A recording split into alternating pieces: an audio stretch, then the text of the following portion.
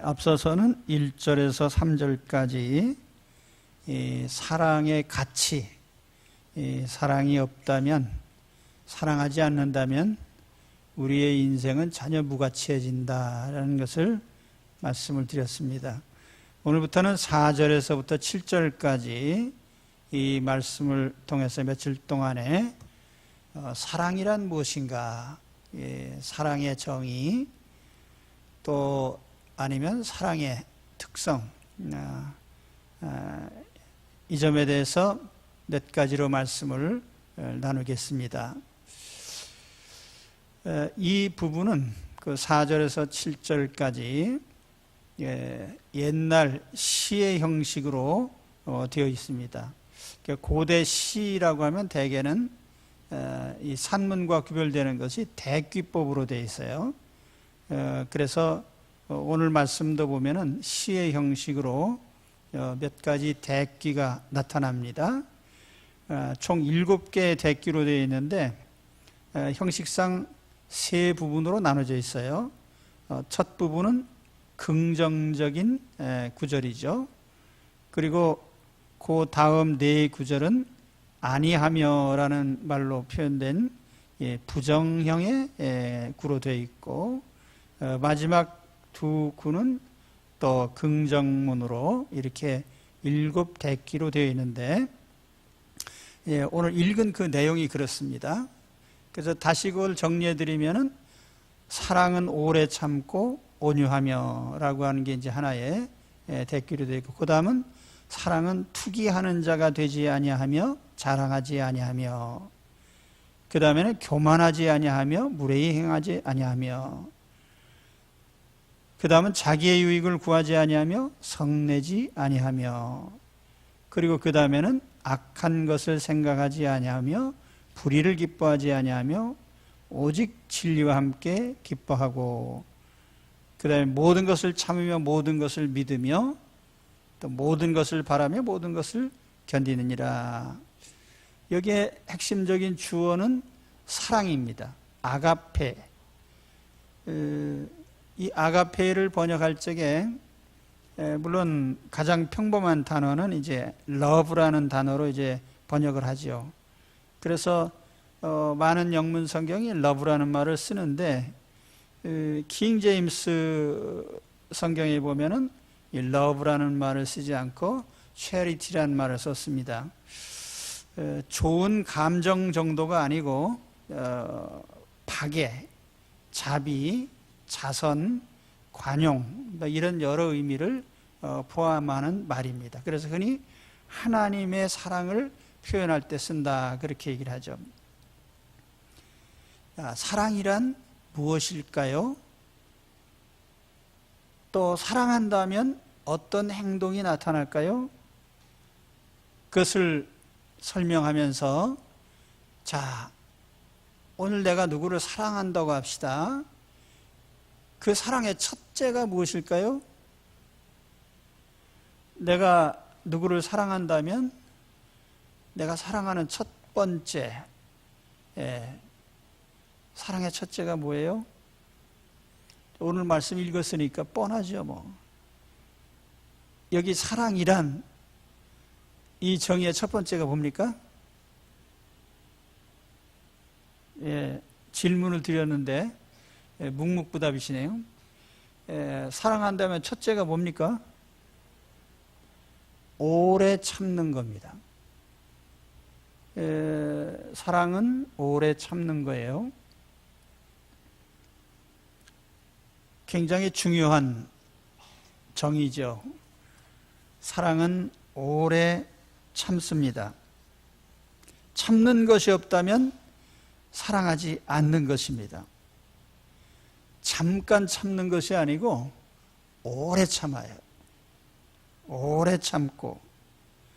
이 오래 참고라고 하는 표현이 이 마크로스라고 하는 이제 시간적 길이로 길다는 뜻입니다. 그 오래, 또 이 두모스라고 하는 단어인데 흥분이나 격동을 말하는 거죠. 격동이나 흥분에 대해서 오래 대처할 수 있는 그런 것을 말합니다. 그래서 성경에 보면은 로마서 2장 4절에 하나님께서 죄인들이 악한 짓을 하는 것을 오래 참으실 때 이제 그 모습이죠. 분노해야 되는데 참는 거죠. 계속 참는 거죠. 그래서 이 오래 참고를 영문 성경에는 long suffering이라는 말로 번역했습니다. 근데 이 long suffering이라는 말이 재밌는 게 suffer라는 말, suffering이라는 말이 뭐죠? 고통스럽다는 뜻입니다. 고통, 고뇌, 괴로움. 근데 그것이 long, 길어요. 근데 long suffering이라는 말이 사실은 오래 견딘다는 말이죠. 견디는데 견딘다는 게 무슨 뜻이냐, 참는다는 게 무슨 뜻이냐, 이 suffering, 고통을 오래 견디는 거죠. 고통에 대해서 오래 참는 거예요. 괴로워도 오래 참는 거죠. 악한 짓을 하고 다른 사람이 내게 대해서 고약한 짓을 하는데 괴롭지만 계속 참는 거죠. 그게 이제 사랑의 첫 번째예요. 상대방이 내게 대해서 악한 일을 할 때 그 어떤 분이 이런 설명을 했어요. 영어 단어로 표현하면은 이런 말입니다. 악에 대해서 앙심을 품지 않는다. 또 손상을 입혔을 때 분개하지 않는다. 약오르게 해도 서력하지는 않는다. 이런 표현으로 이 단어를 설명했습니다. 사랑은 이렇게 참는 것인데 상대가 나를 괴롭게 하고 고통스럽게 해도 참아야 그게 사랑이에요. 그런데 우리는 정말 참을성이 없습니다. 뭐 오래 참고 그랬지만은 오래는커녕 이제 잠깐도 못 참죠. 푸대접 받는 건 못 참습니다. 기다리는 거 못 참고, 힘든 건 못 참고, 가난한 거 못 참고, 남에게 지는 건 못 참고, 무시당하는 거 못 참죠. 층간 소음 때문에 칼 들고 올라가고요. 앞지르기 하다가 화가 난다고 그냥 사고를 무릅쓰고 고개 운전을 하죠.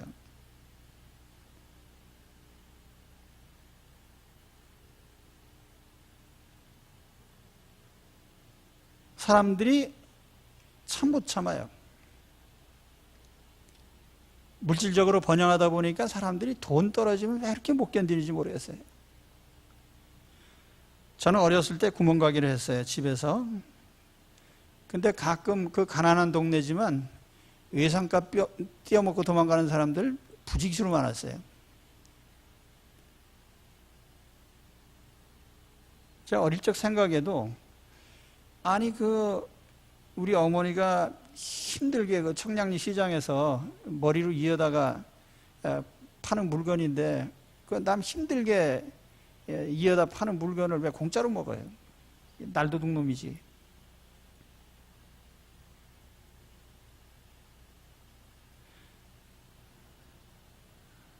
우리나라에 수십만 명의 외국인 노동자들이 이 3D 업종에서 일하고 있습니다. 또 중소기업체들 가운데는 일손이 모자라서 공장 가동을 잘 못하는 경우도 많습니다. 그런데도 젊은 사람들이 일 안 하고 있는 경우가 많아요.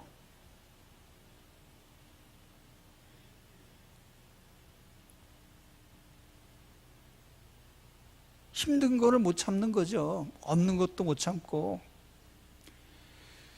사실 참지 못한다는 것은 결국 사랑이 없다는 얘기입니다. 사랑한다면 참아야 돼요. 이 참는 것이 사랑입니다. 며칠 전에 저희 손자 한 놈이 수족구병에 걸려가지고 우리 집으로 피난 왔어요. 우리 집은 그런 경우에 피난 오는 곳인데, 이놈이 입이 아프니까 음식을 잘 못 먹어요. 자기 아빠가 이제 음식을 억지로 먹입니다. 한 입 먹고 겨우 먹고 있는데 또 떠넣어줬어요. 그랬더니 막 화를 내면서 계속 같은 말을 반복하고 있더라고요. 제가 방에서 가만히 들으니까 뭐라고 하냐면, 아빠는 그것도 못 참아? 아빠는 그것도 못 참아? 그러면 계속 그러더라고요. 뭘 못 참냐? 좀 참았다가 주지. 아픈데 계속 먹이냐 이거지. 예, 자기만 편리하게. 그래서 제가 말씀 생각하고 있었는데, 아 그래, 사랑하면 참아야지. 사실 우리가 가난을 못 참는 게 아니고 사랑이 없어서 못 참는 거예요. 남편을 정말 사랑한다면 남편이 실직했다고 해서 못 참을 리가 없죠. 정말 아내를 사랑하고 가족을 사랑한다면 돈 떨어졌다고 해서 가출을 해서는 되겠습니까?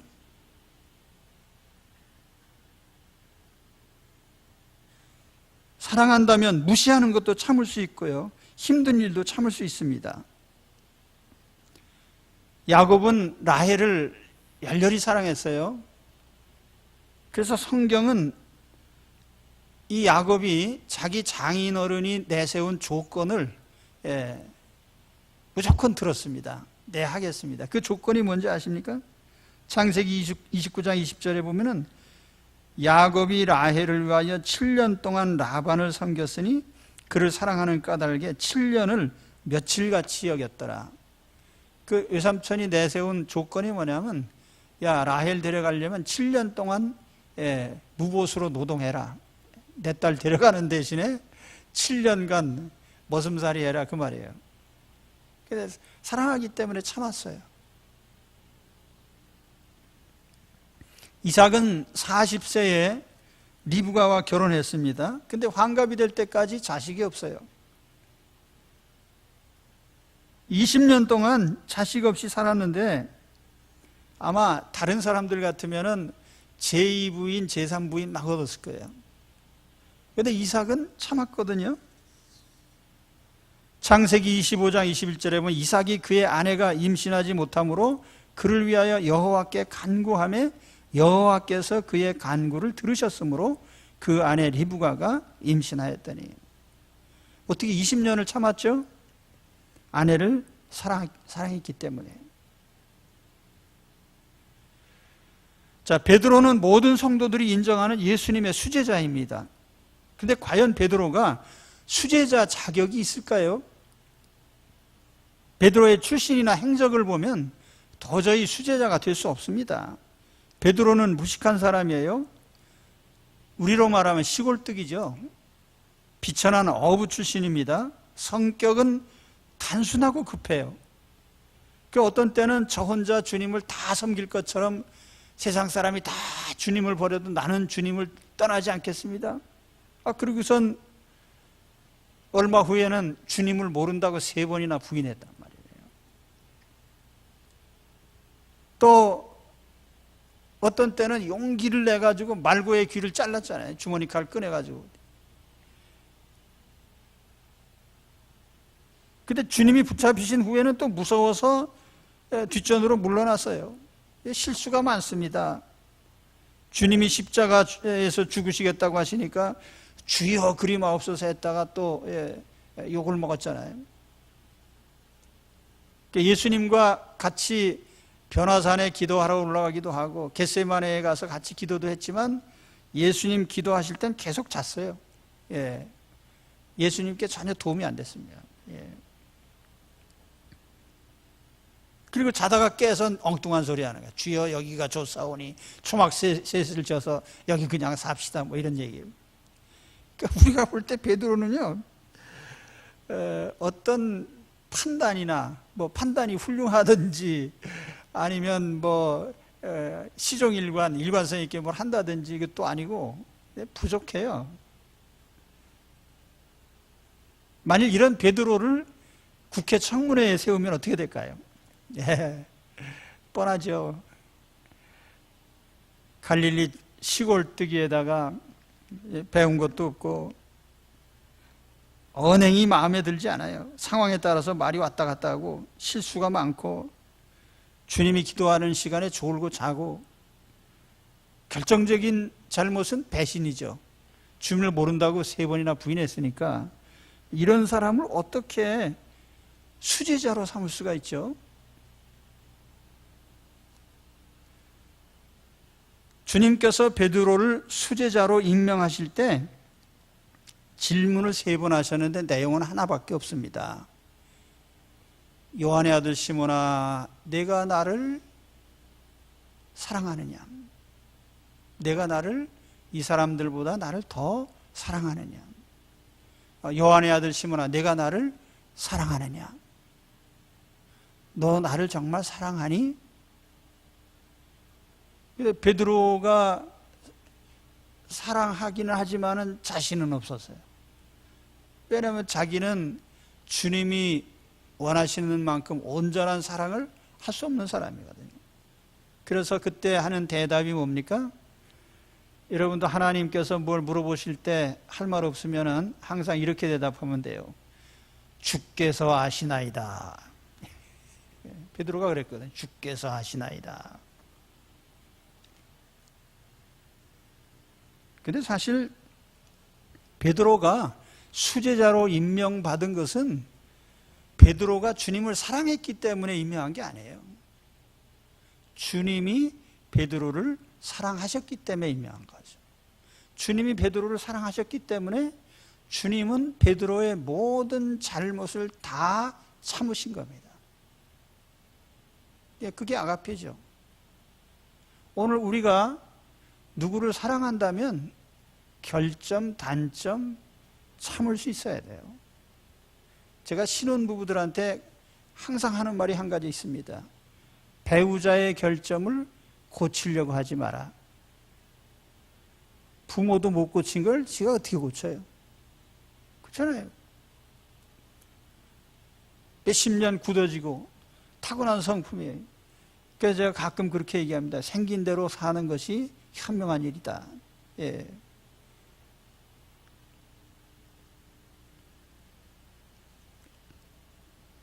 제가 전에도 인용해 드렸지만은 그 뉴질랜드의 어떤 부부가 제 기억에 한 70년 이상 같이 사신 걸로 기억이 됩니다. 그 지역 신문에 나왔는데 거기에 그 짤막하게 어떻게 오랫동안 부부가 같이 이렇게 사이좋게 살 수 있었는가?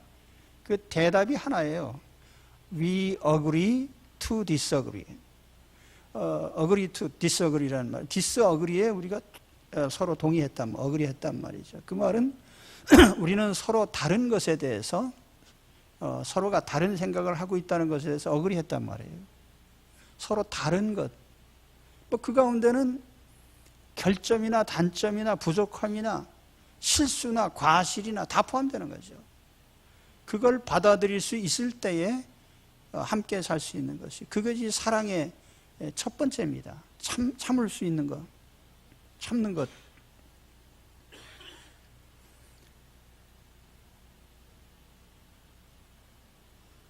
저는 전에는 그런 생각을 했어요.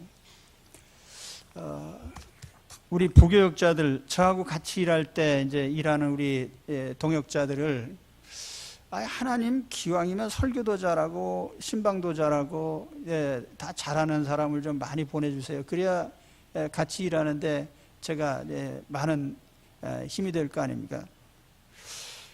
지금 우리 같이 있는 우리 교육자들은 전부가 마음에 들어요. 마음에 들지 않는 게 하나도 없어요. 근데 제가 전에는요 그런 생각을 많이 했어요.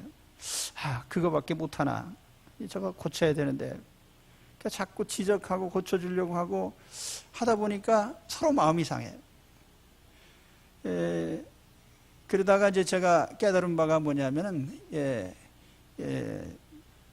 하나님이 저에게 주신 생각이, 야, 너는 뭐 별로 잘난 거 있냐? 가만히 생각해 보니까 나도 뭐 별로 잘난 건 없는데 자꾸 남을 고치려고 하고, 그래서 언제부턴가 제가 마음을 바꿨습니다. 하나님, 나를 계속 써주신 것만 해도 감사합니다. 혼자 죽도록 일해야 되는데 같이 일할 사람이 있는 게 얼마나 또 감사한 일입니까? 그랬더니 하나님이 진짜 좋은 사람만 또 보내주시더라고요.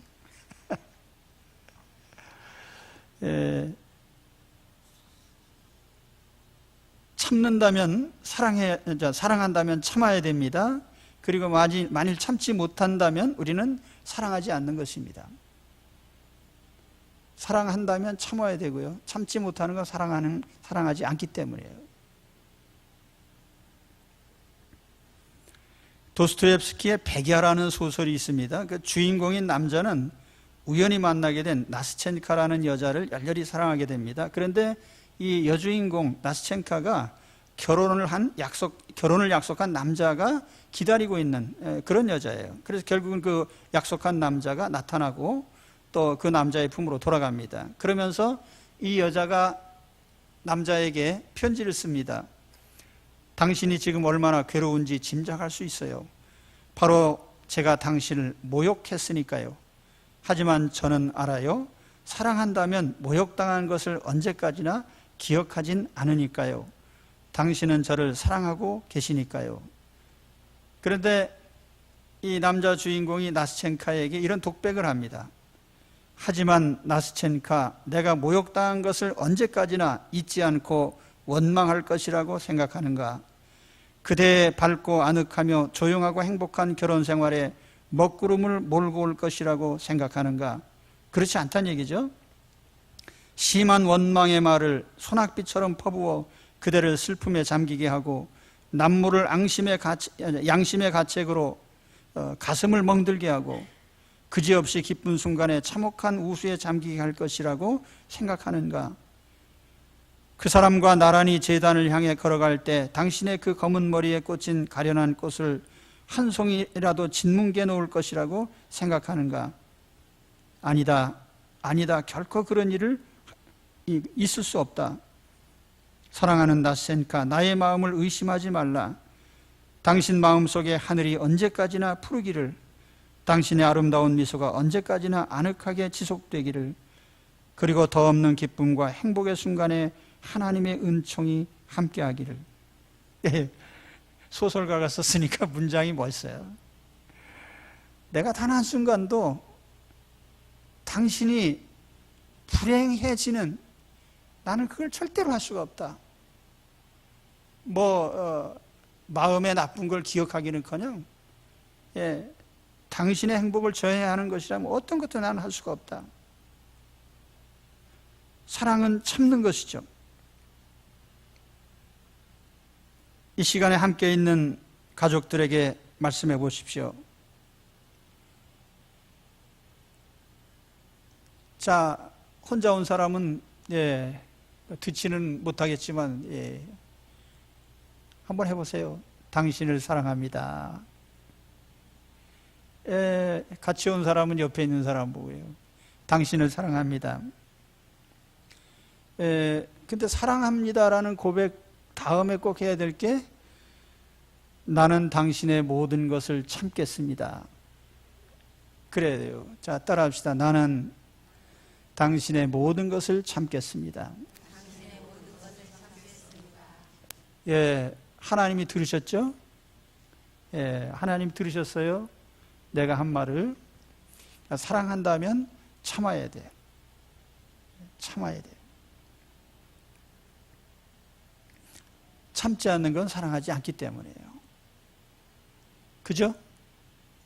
네. 두 번째. 사랑의 두 번째는 뭡니까? 사랑은 온유하며. 이 온유하며라는 말로 번역이 되는데, 대부분의 영문 성경은 kind, 친절함으로 번역을 했어요. 사랑은 친절하다. 사랑은 친절하다. 이 온유라는 말을 친절이라는 말로 바꾸십시오. 개역 한글판 외에 우리말 성경에도 보면은 사랑은 친절하다 이렇게 번역을 했습니다. 친절하지 않으면 사랑하지 않는 거예요. 우리는 친절한 거 좋아하잖아요. 우리가 왜 돈 많이 내고 비싼 음식점에 갑니까? 친절한 서비스를 받기 위해서요. 그래도 돈이라도 내고 사람 대접을 좀 받아보자. 그래서 우리가 비싼 돈 내고 서비스를 받는 거예요. 친절함을 돈으로 사는 거죠. 근데 요즘 여자들이 예전에는 그 마초 같은 사람을 좋아했거든요. 남성답다 말이죠. 예? 좀 와일드하고. 근데 요즘에는 여성스러운 남자들을 좋아해요. 글쎄, 내가 잘 모르겠지만, 요즘 여성들이 좀 여성스러운 남자, 예쁘장하고 잘생기고, 왜 그럴까? 심리적으로, 그런 사람들이 자상하고 친절할 것 같아서. 일본에 갔더니 배용준이 아주 우상이더라고요. 나는 드라마를 본 적은 없어요. 드라마 잘 안 보니까. 그런데 일본의 여성들이 배용준 씨의 그런 역할, 아주 자상하고, 이해심 많고, 관용하고, 아주 열광하는 거죠. 그래서, 자상한 건 좋은데, 그래서 너무 많은 사람들이 또 제비족한테 홀려요. 그 제비가 아주 사기꾼들이 많은데, 그 제비족이 뭐가 우수하냐 하면은 매너가 좋아요. 겉으로 드러나는 매너가 좋다고요. 그러니까 제비족한테 잘 넘어가는 거예요. 순진한 분들이. 근데 자기 남편은 어떠냐 하면은 돈은 많이 벌어다 주는데 항상 불친절해요. 그래서 같이 살긴 하지만은 누가 좀 친절한 거기 이제 대접을 해주면은 호감을 가지게 되는 거죠. 제가 생각할 때 그런 생각이 듭니다. 아니 평생 죽어라고 일해가지고 몸 바쳐 일하고 세상 말라면 뼈꼬리 빠지도록 일을 해가지고 돈 벌어다 주는데 왜 또 싫어하냐 말이에요.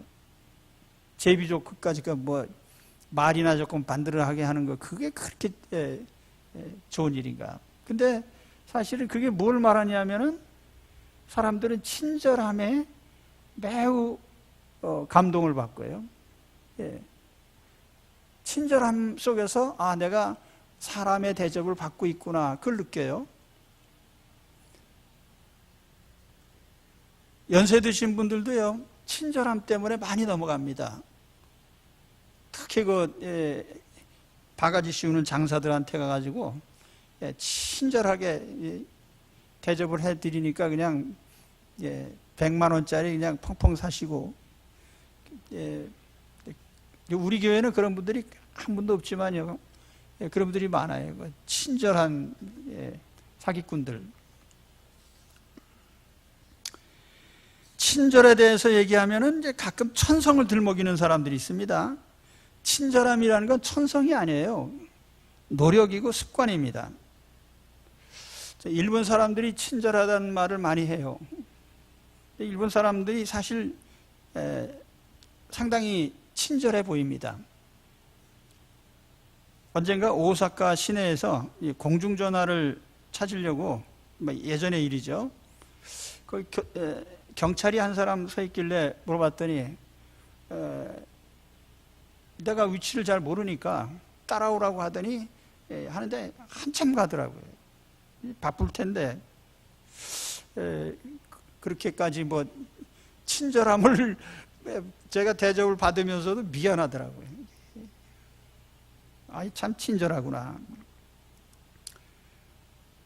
동경 시내에서 단체로 식당에 가는데 종업원들이 무릎 꿇고 앉아서 이제 밥을 공기에 담아주고 또 시중 친절하게 시중을 들고 또 차 타고 움직일 때는 또 다 일렬로 서서 환송을 해주고 저 사람들이 저게 겉으로 하는 걸까?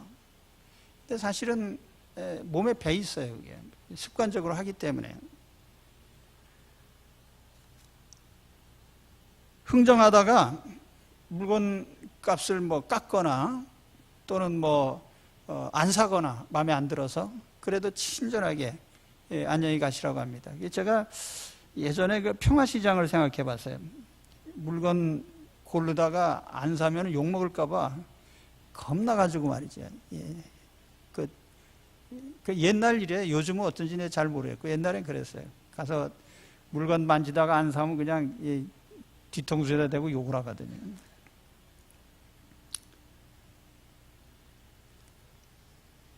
진정한 친절이라는 건 사실 사랑에서 우러나옵니다. 제가 일본 사람 얘기했지만은 일본 사람들이 정말 마음에서 사랑에서 우러나와서 친절한가 뭐 그건 아닌 것 같아요. 왜냐하면 그 사람들 10년 동안 사귀어도요 마음을 잘 안 열어요. 그래서 수틀리면 싹 잘라버리고요. 난 그런 거 싫거든요. 단지 다른 사람들의 마음을 상하게 하지 않으려고 하는 그것이 이제 몸에 배 있는 거죠. 다른 사람에게 지장을 주지 않는 인생이 되는 그게 이제 몸에 배 있어요. 그러나 그것이 뭐 마음 중심에서 사랑 때문에 그런 것까지는 아니에요. 근데 제가 말씀드리려는 것은 그들의 삶으로 훈련된 습관이란 말이죠. 습관이 몸에 배서 친절하게 나타나는 거죠.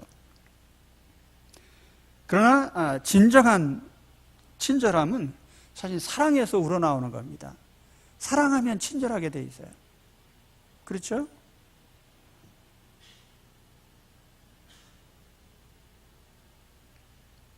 아브라함의 종이 자기 주인 아브라함의 아들 상속자 이삭, 그 이삭의 신부를 골라오라 그 명령을 받았어요. 그래서 이삭의 신부를 찾으러 이제 고향으로 갑니다. 밧단 아람으로 갔어요. 근데 도대체 신부감을 찾아야 되는데 뭘 기준으로 신부감을 고릅니까? 키를 봐야 됩니까? 얼굴을 봐야 됩니까? 재산을 봐야 됩니까? 뭐 가문을 봐야 됩니까? 근데 이삭의 그 아브라함의 종이 이삭의 신부를 구할 때에 하나님 앞에 기도하는 장면이 나와요. 그것이 창세기 24장 12절에서 14절까지 그런 내용이 나옵니다. 거기 이런 내용이 나옵니다. 내 주인 아브라함의 하나님 여호와여, 오늘 일이 잘 되게 해 주십시오. 내 주인 아브라함에게 자비를 베풀어 주십시오.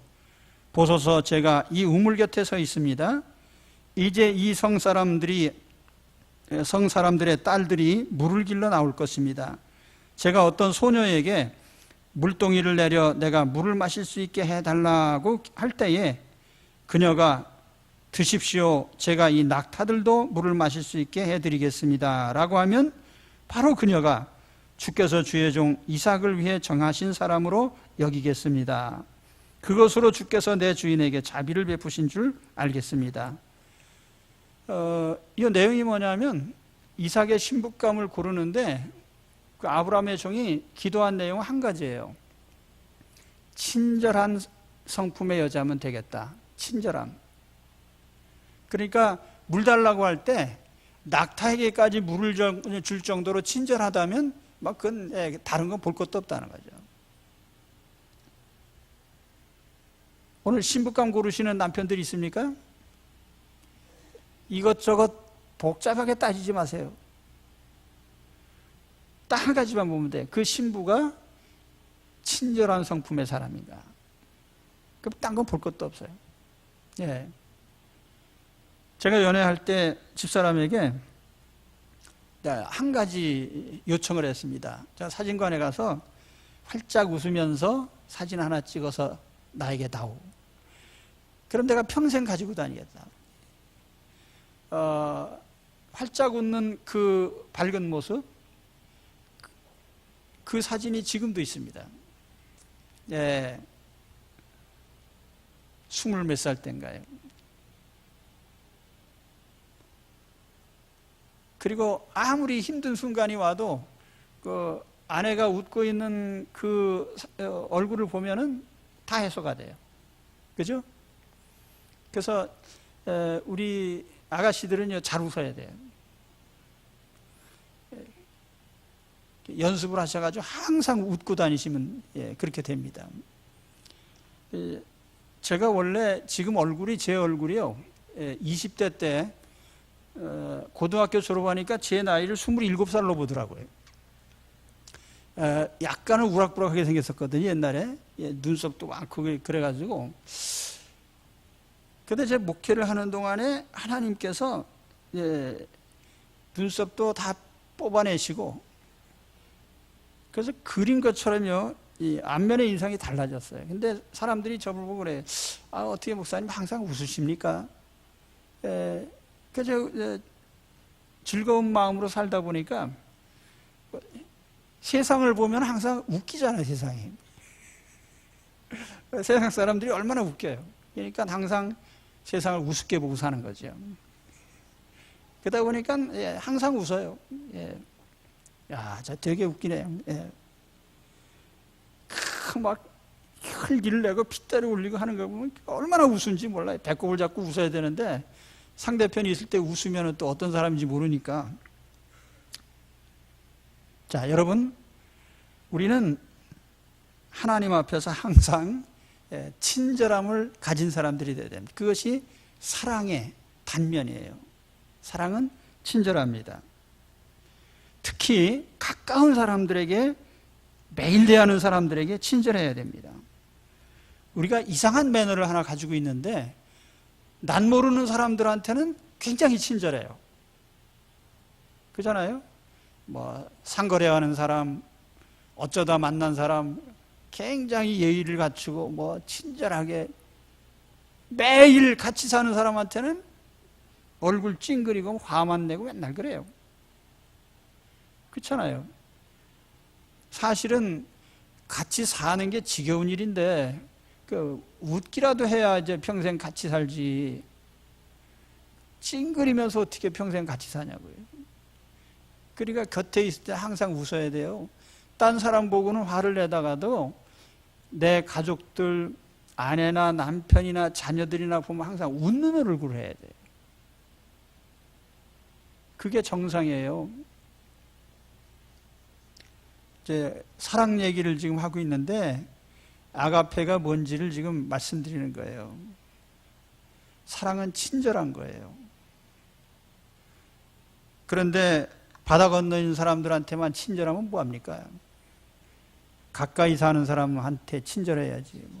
그래야 서로 행복할 거 아니에요? 아마 가까이 있는 사람에게 항상 친절하다면 가정 문제가 생길 리 없겠죠? 부부에 무슨 문제가 생겼어요? 부모와 자녀 사이에 무슨 문제가 있겠습니까? 청소년 문제가 왜 생깁니까? 가까운 사람에게, 부모에게, 형제에게, 자녀에게 친절하지 않으니까 자꾸 친절한 데 찾아다녀요. 그리고 남자들도 그래요. 아내가 친절하면 돈 주고 친절한 여자를 찾아다닐 필요가 없잖아요. 그리고 또 아내도 마찬가지고요. 남편이 친절하면요. 자, 우리가 친절해야 될 두 가지 실천 분야가 있어요. 첫째는 우리의 언행, 친절한 말투를 써야 됩니다. 친절한 말투. 우리가 말을 항상 친절하게 해야 돼요. 우리가 행동으로 나타낼 때 첫 번째가 말이거든요. 그래서 언행 그렇게 말하잖아요. 말을 친절하게 해야 돼요. 경상도 남자들이 무뚝뚝하다는 말을 자주 듣습니다. 여기에도 경상도 분들이 많이 계실 텐데 저는 그 이유 중에 하나가 이 말에 있지 않나 하는 생각을 해요. 말. 어떤 사람이 경상도 사투리를 말하면서 그 알집 있잖아요. 압축 프로그램. 알집보다도 더 뛰어나게 압축되어 있다. 그러면서 이제 이런 예를 들었어요. 저기 묻고 저것은 무엇입니까를 내음절로 해서 저기 묻고 할뱅교 할아버지 오셨습니까를 할뱅교 자는 눕고 저 아이는 누구입니까? 멍교 왜 그러십니까? 미끼가 이 물건이 당신 것입니까? 그래서 이게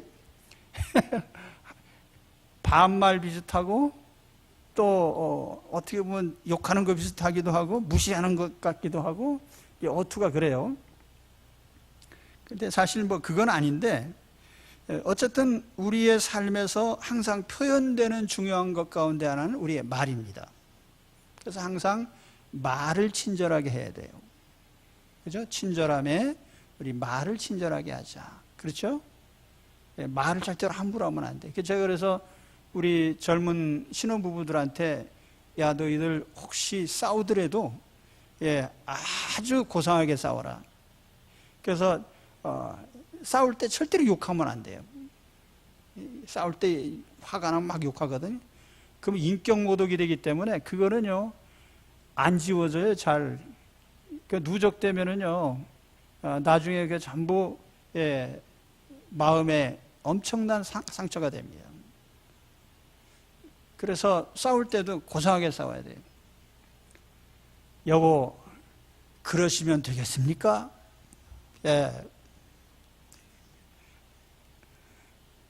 그리고 나 지금 집 나가겠으니 돌아올 차비 좀 주세요.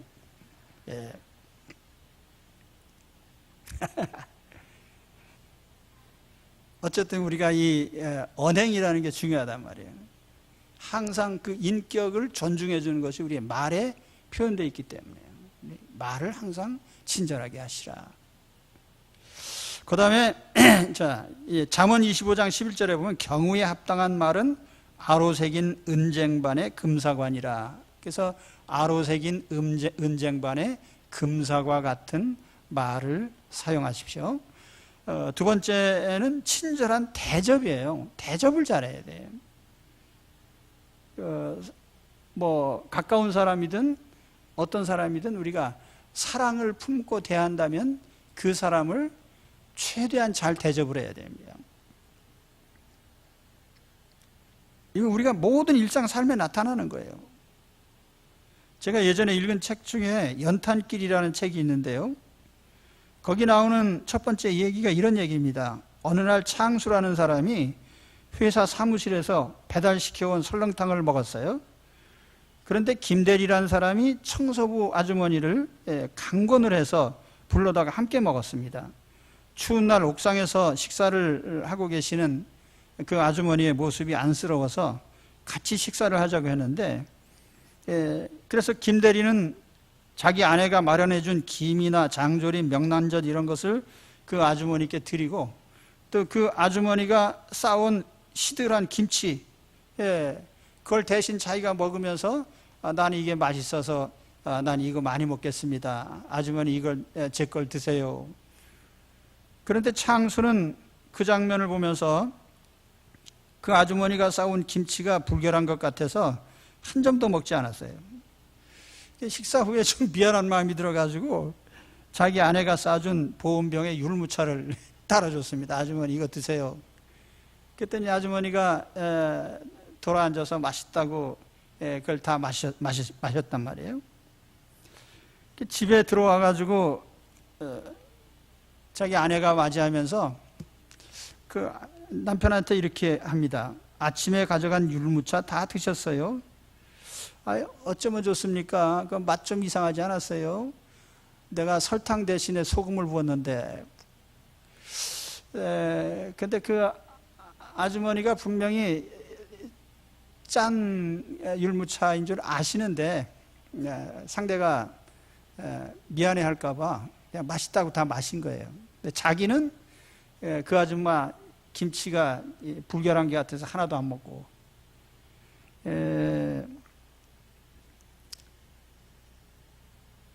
대접은 우리가 사랑의 가장 큰 표현이죠.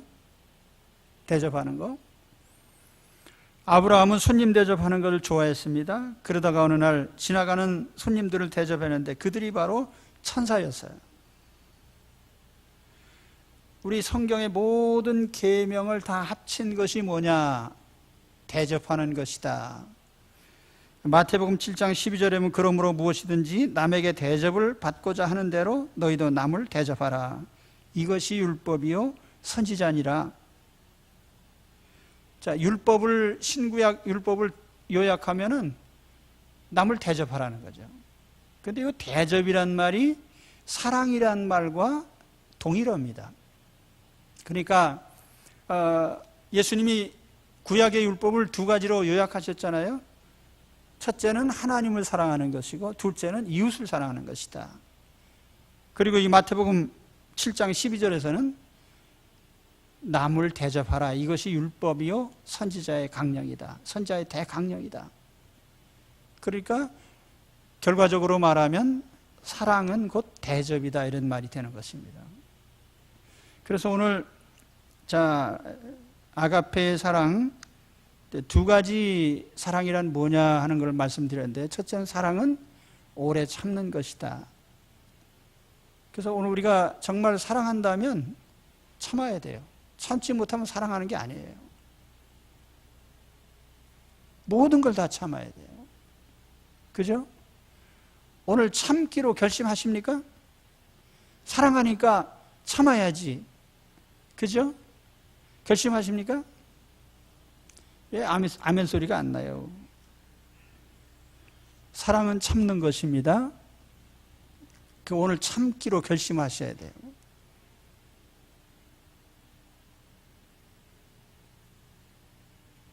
두 번째는 사랑은 친절함입니다. 친절해야 돼요. 특히 두 가지 면에서 친절을 말씀드렸죠. 말을 친절하게 해라. 대접을 친절하게 해라. 예. 그래서 오늘 사랑의 실천, 사랑이란 뭐냐? 사랑은 참는 것이다. 사랑은 친절한 것이다. 여기에 대해서 말씀을 드렸습니다. 실천에 옮기시기 바랍니다. 기도하겠습니다.